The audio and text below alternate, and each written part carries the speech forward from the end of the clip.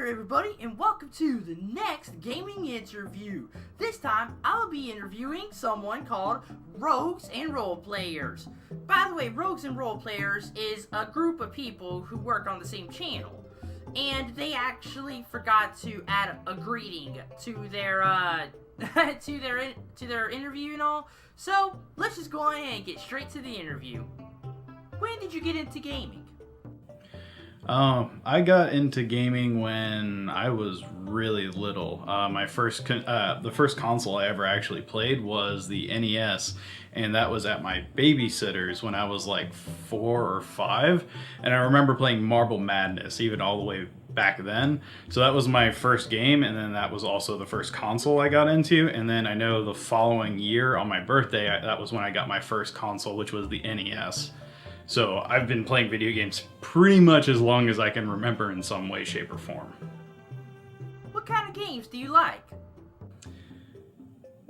I don't really have a specific genre that I gravitate to more than others. So, like, some of my favorite RPGs are like Super Mario RPG, Legend of the Seven Stars on the SNES.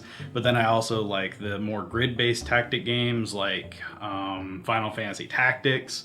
But then there's also a lot of the modern, like, roguelike games that I like Castle in the Darkness and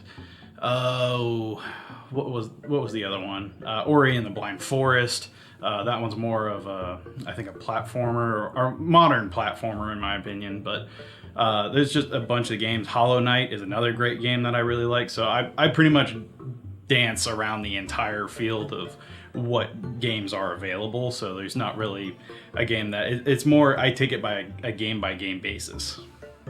What fan base in the gaming community would you say is the worst and most toxic? To be perfectly honest, I would have to say my experiences with more of the competitive scene, because for me, gaming is a leisurely thing. And whenever people start taking games very seriously, like in esports and Major League Gaming, that's not why I play video games. So I don't want to necessarily say they're toxic, but they're looking at gaming at a different way than what I choose to do. So it's more just a difference in opinion. What is your favorite console? The one that I easily clocked the most hours on when I was growing up would be the Super Nintendo. There was just a ton of great games on that system, but the system that I gravitate more towards now that I'm older is actually probably the PC. That's where I get most of my games, and I use a controller to play on the PC as well. So it's more convenient for me in the way I've got my living room and stuff set up. So old school, SNES, now more probably PC. What game are you most hyped for?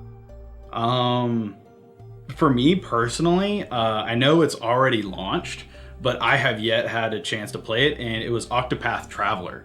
Because I've had a falling out with Square Enix and the Final Fantasy series for a long time now. After I think it was 10-2, I never really played a lot of the modern Final Fantasies. So seeing them go back to the classic old school Final Fantasies that I grew up with is really cool, because I think Octopath Traveler is kind of harkening back to that time period of like turn-based combat and storytelling with more sprite art. So that's the game I'm really excited to play. I just haven't gotten a chance to play it myself yet. What is one game you would make if you could? So there actually was an idea for a video game that I've kind of been bouncing around in my head. And it kind of used Final Fantasy Tactics as its background with how they did like the job systems and how it controlled like leveling up and job points and that kind of stuff. And then you can like multi-class and subclass to get different abilities. But it was kind of a satire game on like internet culture and how YouTube has greatly affected how we consume media. So like I was going to loosely base the idea kind of off of like Final Fantasy Tactics as a system, but then base it on like modern culture. and like how speedrunning and video games and let's players and then fashion and music and how a bunch of these different things are now affecting the way that we look at media as a whole. So that was kind of an idea I've always wanted to play with, but I never sat down and fleshed it out because I'm not a game developer. What company would you choose to make your ideal game? If I had to choose a developer that would make my ideal game, or the one I thought I would like to have made, I would probably have to go with the developers of the Disgaea series, which I believe is Nippon Ichi. So the Disgaea series is that turn-based, grid-based, like, tactical combat, but I love the humor and the fun and the ridiculousness and the size of scale that they have. I probably wouldn't want to go into like millions and millions and millions of stats, but I would definitely think that the way that they develop their games and the tone of their games would very easily fit the kind of world I would want to create with that game. What is your favorite location in a video game? Like, for example, a town or a dungeon?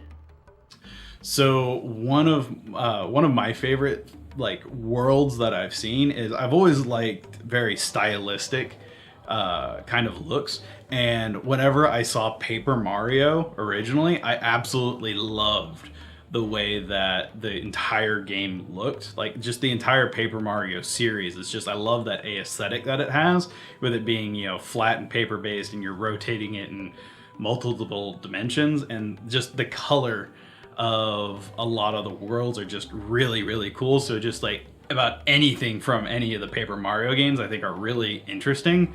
But there's one that always kind of stuck out to me that I always had a lot of time playing in it.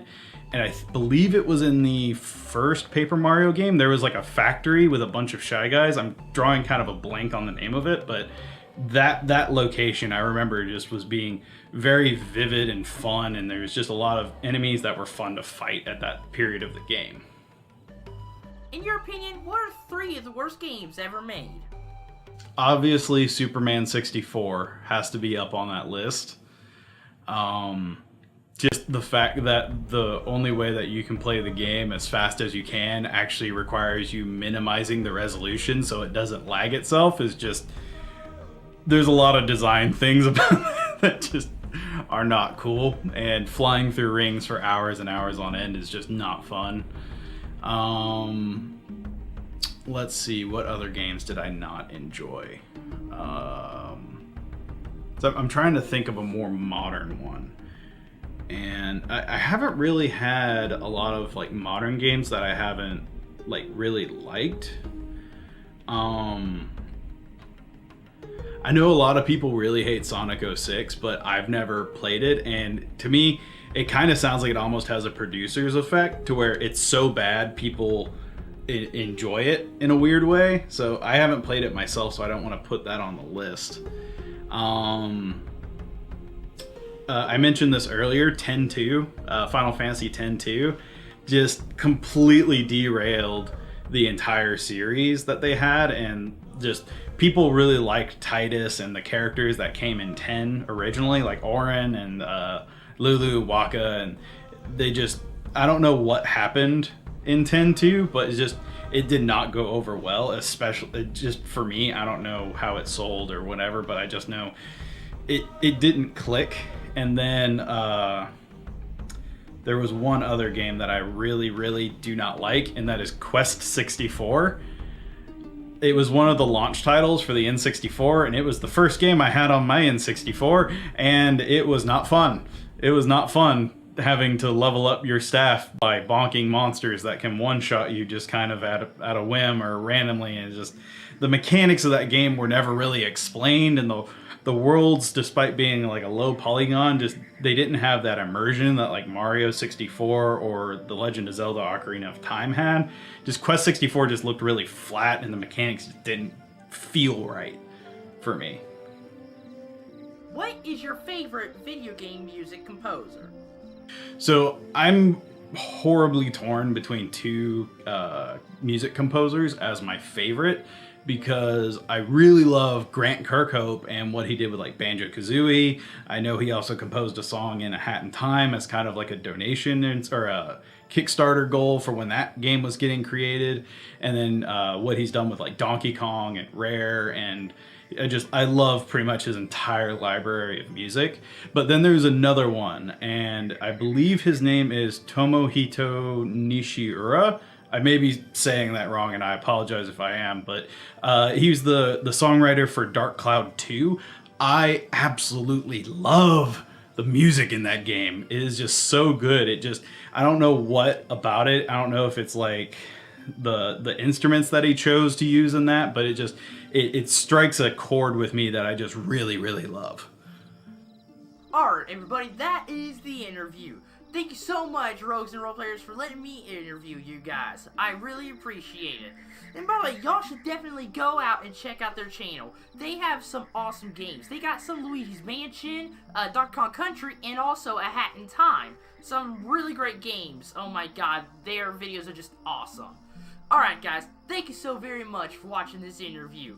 I really appreciate it. Like, comment, and subscribe. And be sure to check out Rogues and Roleplayers. Alright everybody, goodbye.